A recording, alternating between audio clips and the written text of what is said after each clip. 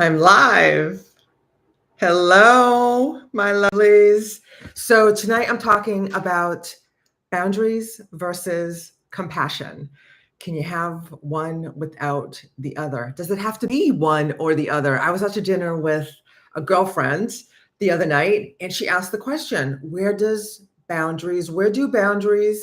compassion end and boundaries begin? And I thought, what a great question. I need to talk about this. So here we are. Let me know what you think. Are they mutually exclusive?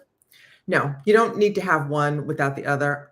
Ideally, they go together, right? So we teach people how to treat us and by either tolerating certain behaviors or enforcing boundaries, right? So that means you know that you will what you will and will not tolerate, and you have to communicate that to other people, right? So I believe and I teach that people want to honor our boundaries and they need to know what they are. And we do that by communicating them, our boundaries to them, whoever we are in relationship with or engaging with. And we do that, ideally, we do that with compassion, from a place of compassion and with kindness and love and in our hearts. And I can appreciate that that can be difficult, challenging, seemingly impossible at times when you are in the throes of an argument or a disagreement, you're being triggered about something or you are, in discussion or something with someone who pushes your buttons. So again, you want to do that with compassion. And when you're in the heat of the moment, I can appreciate that that can be difficult. Your daily meditation practice is giving you the space and the awareness to be able to shift from reactivity to responsiveness, as well as adopting the belief that this is one of the 14 principles of success that I teach, that people are doing the best that they can from their level of consciousness, right? So they don't know any better. And I remember the first time I heard this concept, it was just that people are doing the best that they can. And I remember thinking, that's bullshit. People can do better.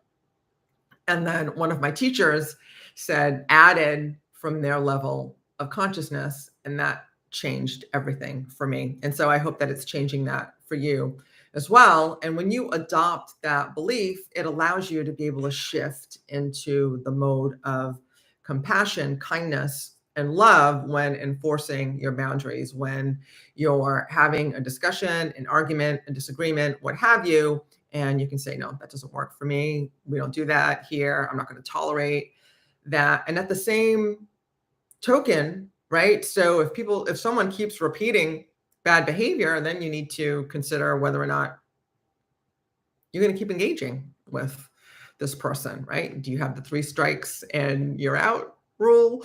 Or if it's a deal breaker, you're just out of relationship with them.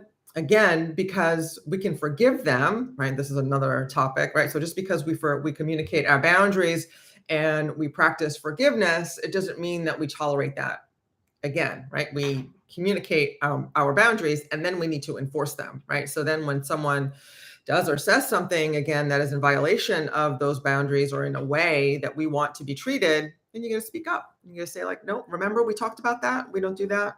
I'm not going to tolerate that. That's not cool. And again, so back to where we started, you want to do that from a place of compassion, kindness, and love in your heart, even if you decide not to be in relationship with that person anymore. So I hope this serves you. And let me know what you think about this. Please like and share this video if it served you, if there's someone that you think can benefit from it, and subscribe or follow my channel depending on where you're watching this. So again, I hope this serves you. I look forward to seeing you in the next video. And until then, I'll see you in the gap. I love you.